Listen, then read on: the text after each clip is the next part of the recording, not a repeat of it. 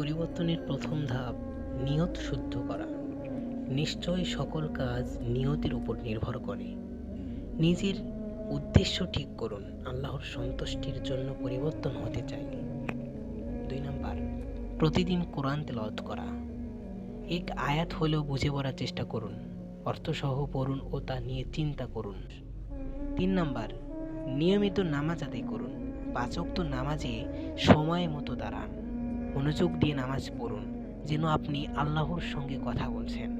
4, খারাপ অভ্যাস ত্যাগ করার চেষ্টা করুন।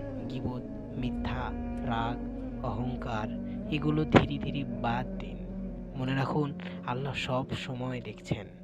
5 নাম্বার, ভালো বন্ধু নির্বাচন করুন। যারা ইসলামিক চিন্তায় অগ্রগামী তাদের সঙ্গে মিশুন। যারা আপনাকে আল্লাহর কথা মনে করিয়ে দেয় তাদের সান্নিধ্যে থাকুন। 6 নাম্বার, ইসলামিক ভিডিও লেকচার শুনুন। নিয়মিত ইসলামিক কথা শুনুন, আলোচনা শুনুন, লেকচার শুনুন। 7, অ্যাক্টিভলি লিখে রাখুন প্রতিদিনের কাজ, ভুল ভালো দিকগুলো ডায়েরিতে লিখুন। আজ আমি কি ভালো কাজ করলাম, এই প্রশ্ন প্রতিদিন নিজেকে করুন। 8, তওবা করুন ও আল্লাহর কাছে সাহায্য চান।